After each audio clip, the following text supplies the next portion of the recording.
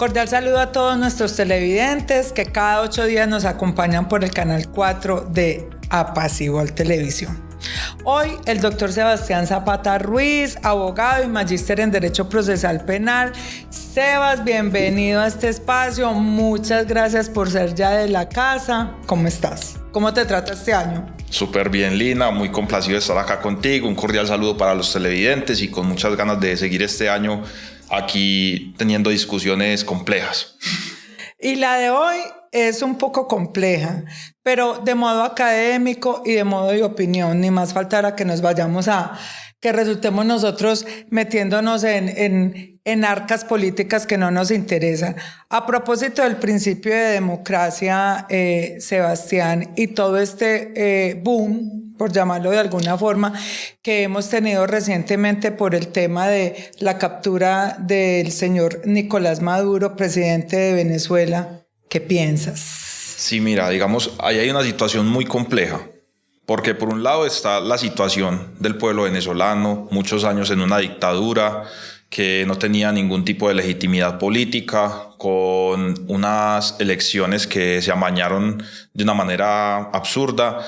Y por otro lado tenemos el derecho internacional o las normas del derecho internacional que se instituyeron para solucionar las cosas de manera pacífica y para respetar la autonomía de los pueblos. Teniendo esos dos polos se gesta una discusión bastante encarnizada, muy difícil de llevar a acuerdos. De solucionar. Exactamente, porque es un tema que toca fibras tanto en el lado desde lo subjetivo de la sociedad venezolana hasta el tema ya más jurídico, más técnico de lo que es el derecho internacional y lo que representan esas normas.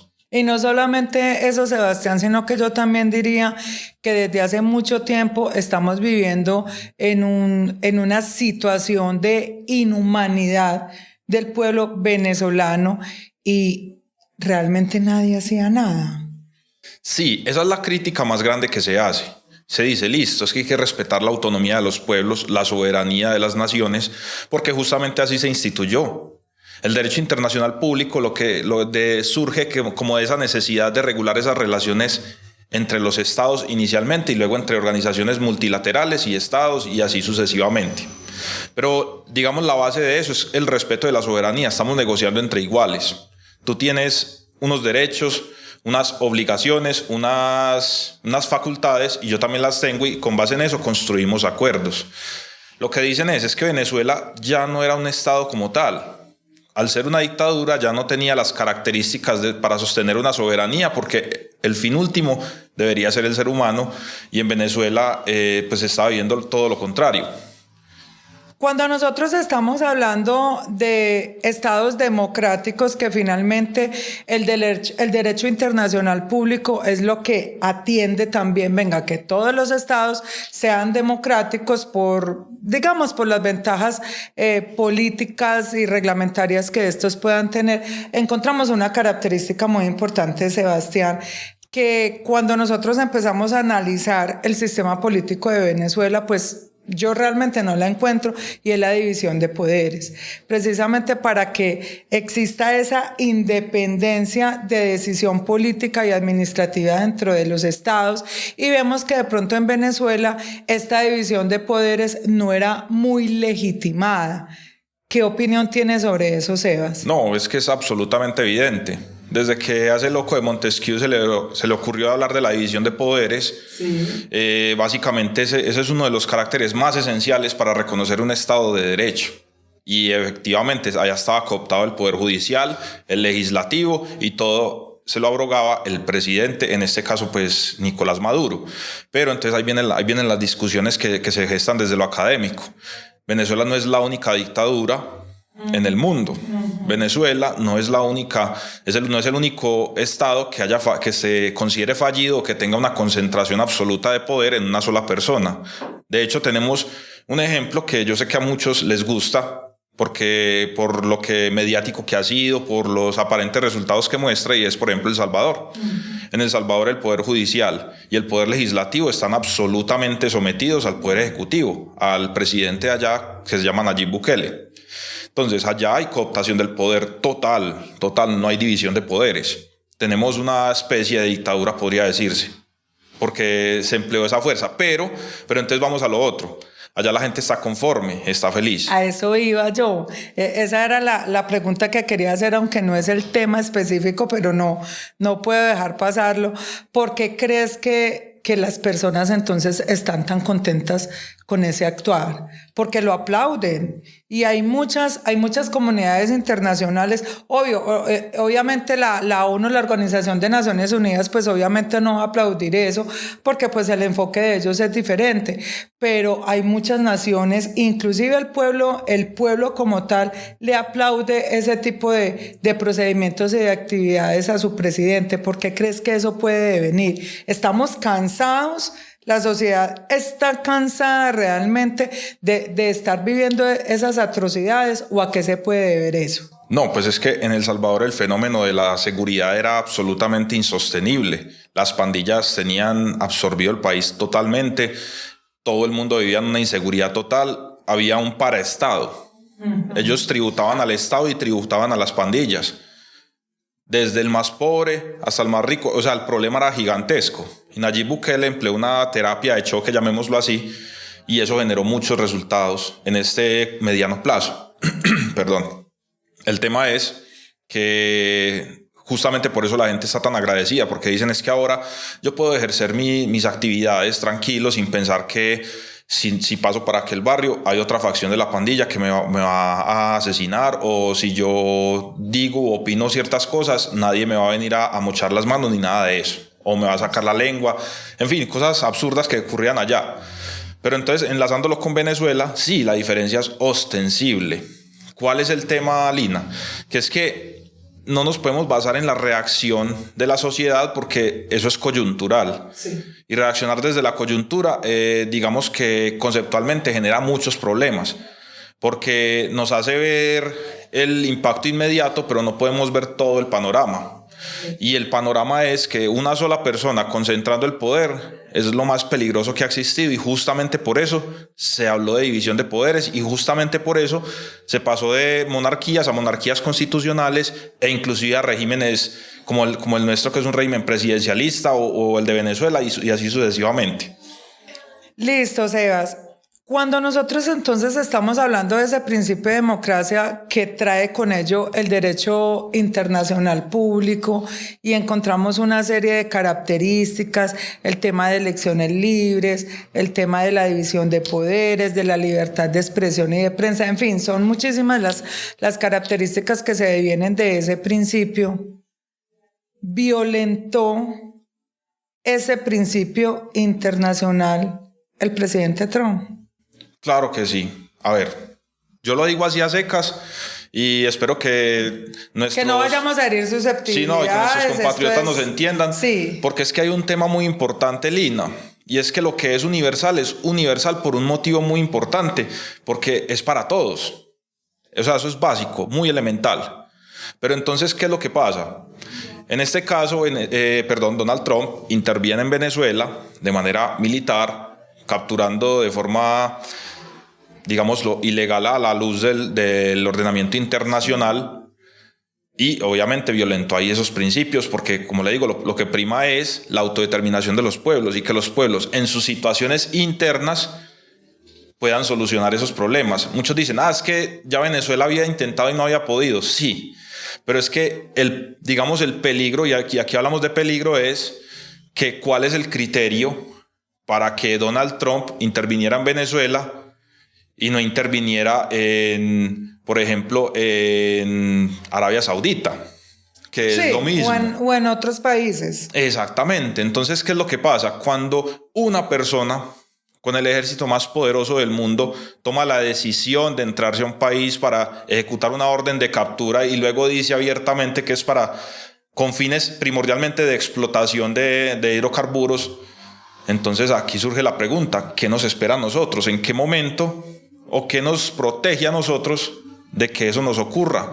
De que nos intervengan basándose en ciertos criterios un poco gaseosos, no muy claros. No, y adicionalmente disfrazado en el tema de la protección de los derechos humanos de los venezolanos. Claro. Porque eso también se dijo en muchas de las ruedas de prensa del presidente Trump. No, y lo peor es que ahora pero es que son muy directos, porque ahora Marco Rubio dice que hay un plan de 3 fases. Sí. Y ¿sabes qué es lo más curioso? Que la tercera fase es donde se empieza a hablar de la transición del régimen, de empezar a sacar al país de ese problema, de esa institucionalidad corrupta, para que sea una democracia. Eso es muy diciente, porque primero se habla del control del petróleo, luego se habla de la instalación segura de las empresas norteamericanas en territorio venezolano y de último, el pueblo venezolano. Sí, eso debería ser lo primero. Exacto. Porque pues obviamente estamos a la luz del principio de democracia. Además, si no estoy mal, la Constitución de Venezuela da un plazo de 6 meses máximo para las elecciones como tal. Entonces, yo pienso que eso sí debería ser la prioridad del presidente Trump de Estados Unidos, ya que se lanzó a esas actividades no tan lúdicas, por decirlo de alguna forma. No, y es que ya tenemos antecedentes nefastos. Tenemos lo que pasó en Medio Oriente, fueron a buscar armas de destrucción masiva, nunca las encontraron, y allá estuvieron y ese país quedó en ruinas.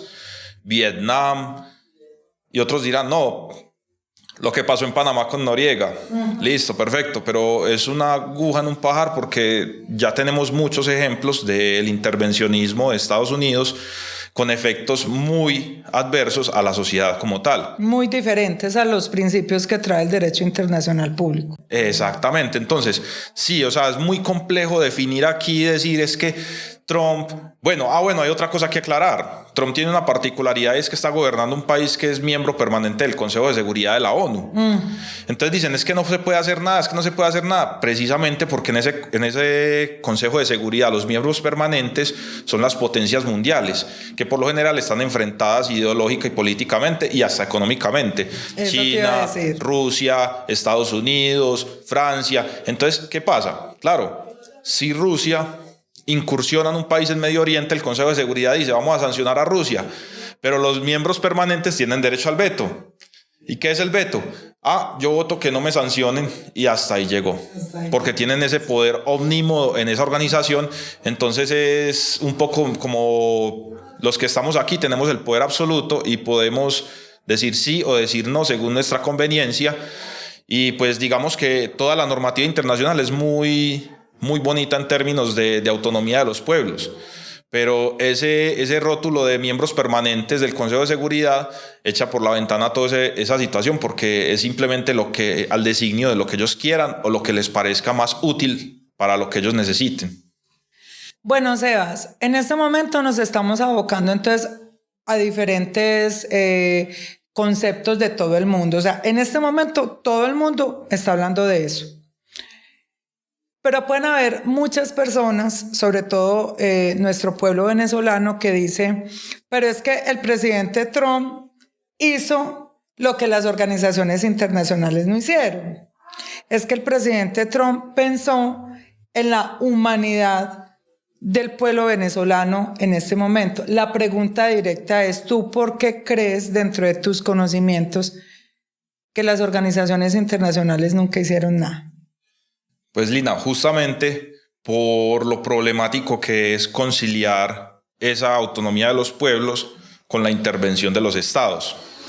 Antes de la ONU estuvo la Sociedad de Naciones, después de la Primera Guerra Mundial, para tratar de no volver a incurrir en esos problemas, y volvimos a la guerra. Se crean las Naciones Unidas después de la Segunda Guerra Mundial y vivimos todo el episodio de la Guerra Fría, conflictos los que usted quiera. Pero ¿por qué es tan difícil? ¿Por qué es tan complejo? Porque, digamos, construir desde la civilidad, desde los acuerdos, desde el diálogo, desde la diplomacia, es supremamente más complejo que construir desde la fuerza, porque en la fuerza se impone. El tema es que nosotros, ya como humanidad, como civilización global, tenemos que dar ese salto y digamos, de alguna manera empezar a entender que el derecho internacional público, para que tenga, digamos, ciertos dientes, hay que generar unos mecanismos, digamos, no desde la violencia, pero que sí puedan generar un impacto significativo en los regímenes que de alguna manera están vulnerando la propia soberanía de sus países, como lo hacía Venezuela. Y estamos retrasados en eso. Desde hace muchísimo tiempo sí se debió haber hecho como esa conversión dentro de las organizaciones internacionales, porque realmente las acciones los están tomando otros que no tendrían las competencias. Y eso de pronto también, a la luz de las personas, a la luz de la comunidad internacional, no es bien visto. Claro, no, y viene con un agravante, y es que, por ejemplo, lo que te decía del Consejo de Seguridad, de los miembros permanentes, eso también es un obstáculo, porque las potencias pues tienden a expandirse. Esa es la lógica que se ha manejado durante la historia. China, Rusia, Estados Unidos, Gran Bretaña, siempre han tenido, digamos, ese ánimo expansionista cuando han entrado en el cenit de su desarrollo como potencia. Y entonces ahí está el problema. Ellos van a subyugar pueblos, pero cuando las Naciones Unidas, digamos, van a tomar medidas económicas, cercos diplomáticos, como alguna vez se mencionó aquí de forma muy jocosa, pero toda esta clase de sanciones que ahora se tienen y que, digamos, es como lo más cercano a unos dientes para el derecho internacional, no se pueden aplicar, porque al tener el derecho al veto es mi voluntad, es la que prima y listo. Entonces eso de alguna manera como que neutraliza esa capacidad de ese organismo multinacional de generar como ese cortapisa o ese muro de contención contra las arbitrariedades. Sebas, ¿qué sigue? ¿Qué sigue de todo esto? ¿Qué crees que vaya a seguir? A ver, uno trata de ser optimista, y aunque todos sabemos y ya nos dimos cuenta que Donald Trump no tiene ninguna intención ni se preocupa por los derechos de los venezolanos, esperemos que instrumentalmente eso sirva para que Venezuela haga esa transición, no por Estados Unidos, sino por ellos mismos, y que ahora pues tengan la posibilidad de elegir en democracia el destino de su país. Eso es lo que se espera. Lo que esperamos todos. Exactamente. Sin embargo, a uno le da un poco de susto porque las intervenciones de Estados Unidos por lo general no terminan bien. Y es justo porque Estados Unidos lo instrumentaliza para sus propios fines, y al instrumentalizarla para esos fines no le interesa mucho lo que suceda después de que ellos ya tienen lo que necesitan. Entonces podría pasar que el régimen se convierta en un aliado estratégico de Estados Unidos y no veamos la transición. Es una posibilidad y da miedo, pero es una posibilidad. Sin embargo, todos esperamos que sea lo contrario. Sí, y fuerte. Es una posibilidad bastante fuerte, que eso sea realmente lo que se esté buscando. Bueno, Sebastián, realmente cuando uno empieza a hablar de este tipo de cosas, uno no sabe ni cómo queda. Porque uno todos los días ve que este mundo, de que los estados, de que las sociedades, en vez de estarse civilizando por situaciones que realmente interesan, como es la humanidad, como son los derechos humanos, etcétera, entre muchas cosas, nos vamos desligando de ellos. Y eso generalmente va haciendo un retroceso en la humanidad bastante grande. Seban, muchas gracias por haber estado con nosotros en este espacio. A ustedes espero que esto les haya abierto un poquito, porque realmente el tema es bastante complejo, pero también una opinión muy general y muy sencilla por parte de un experto como Sebastián, y los esperamos en el próximo programa.